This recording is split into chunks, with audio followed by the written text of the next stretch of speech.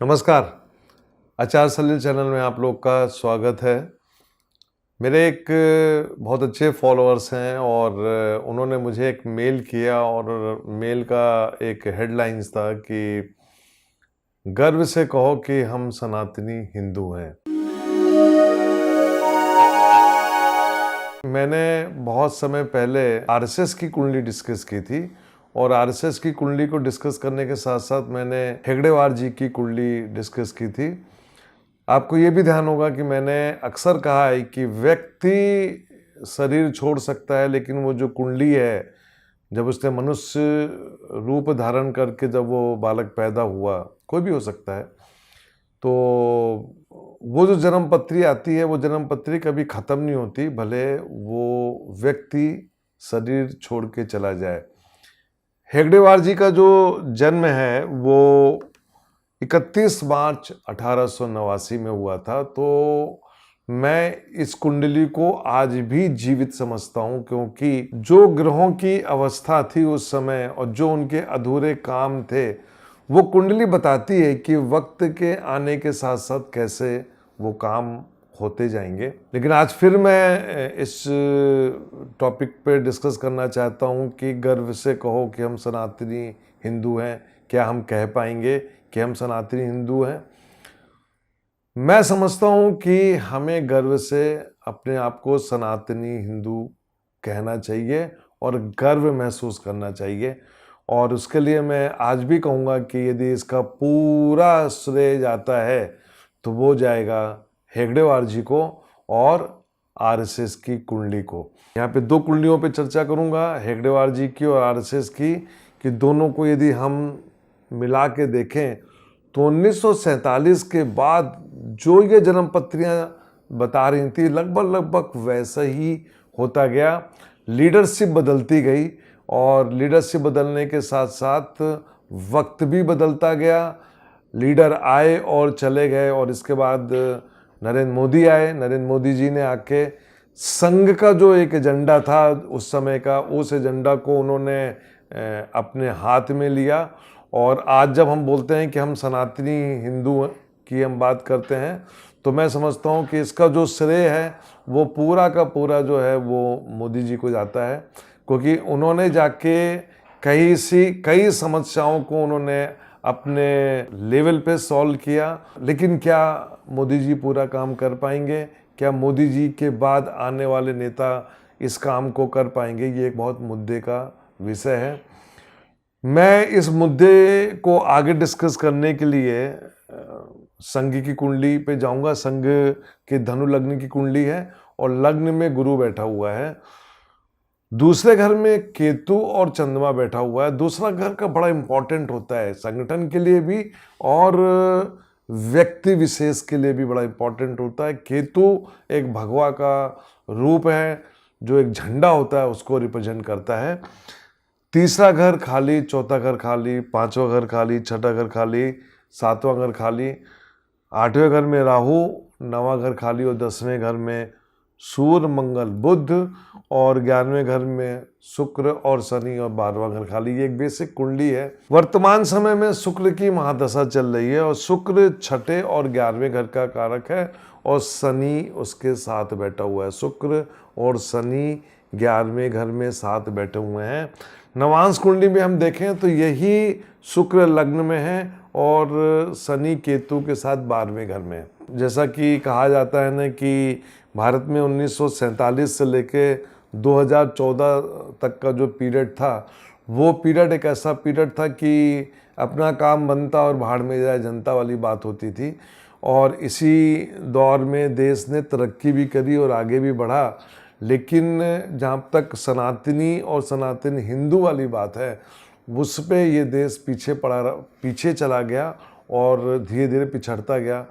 2014 के बाद जब राम जन्मभूमि का विवाद सॉल्व हुआ और विवाद बल्कि ख़त्म हुआ, और इसके बाद आप देखिए तो आपका बनारस का मुद्दा और मथुरा का मुद्दा, इसके अलावा बहुत से मुद्दे हैं। इस देश में एक लंबे समय तक मुसलमानों ने अपना शासन चलाया और उन्होंने अपने हिसाब से अपने धर्म को फैलाया और इंग्लैंड का यहाँ पे शासन रहा एक लंबे समय तक। और धीरे धीरे देखा जाए तो वो सब समस्याओं से निकलने के बाद देश एक अलग रास्ते में गया। हालांकि मैंने अक्सर बोला है कि 2022, 2023 ये बड़े खतरनाक साल हैं और 2024 में लोकसभा के चुनाव है और मोदी जी को चुनाव में बहुत मुश्किल का सामना करना पड़ेगा। अब सवाल ये है कि क्या सनातन वापस आएगा।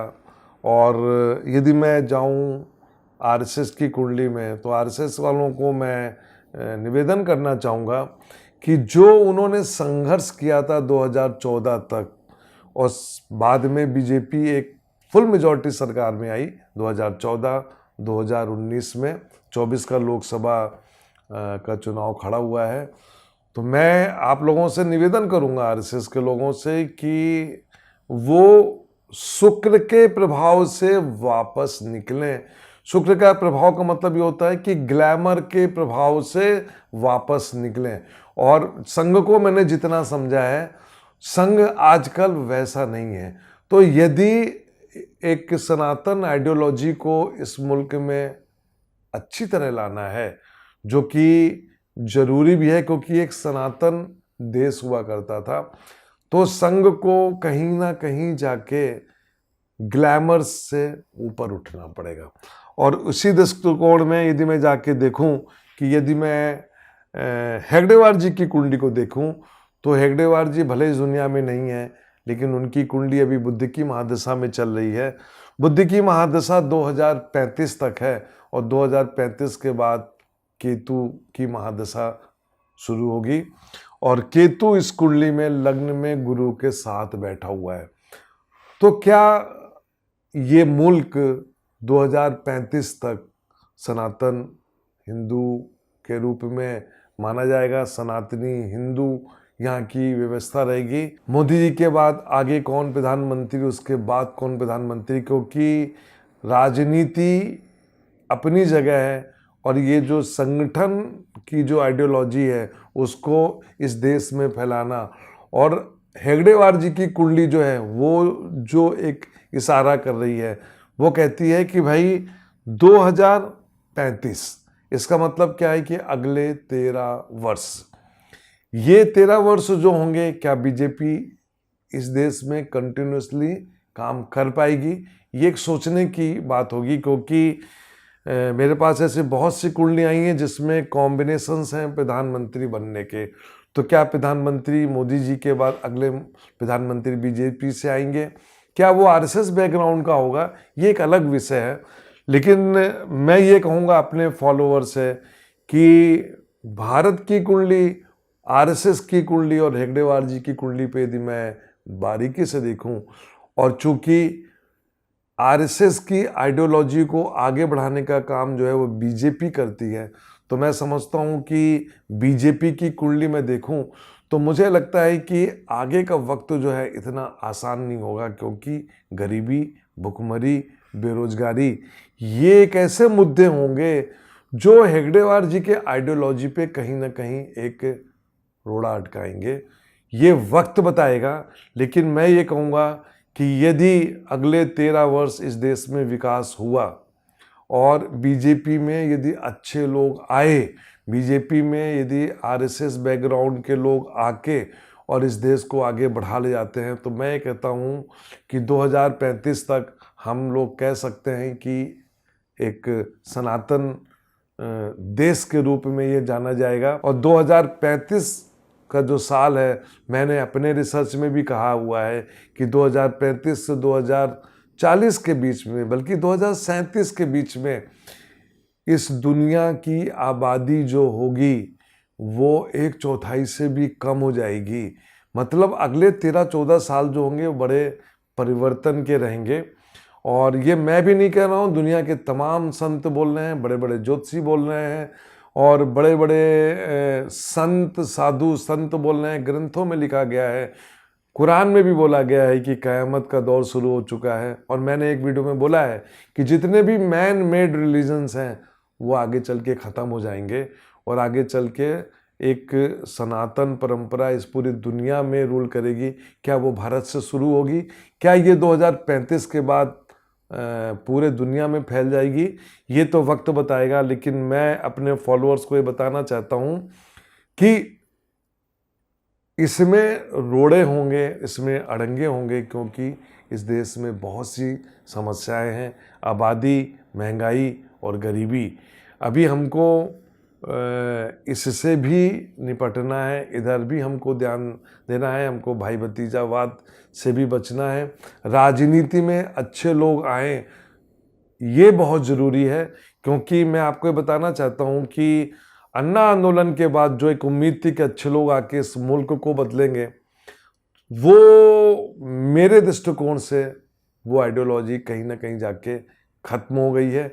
अब देखना ये है कि क्या आरएसएस वापस 2014 के पहले वाले आरएसएस बन के इस मुल्क को एक नया रास्ता दिखाएगा? ये वक्त बताएगा। लेकिन मैं अपने फॉलोअर्स को बताना चाहता हूँ कि इसमें कोई दो राय नहीं है कि ये मुल्क एक सनातन धर्म के नाम से जाना जाएगा, और हम लोग कहेंगे कि गर्व से कहो कि हम सनातनी हिंदू हैं। नमस्कार।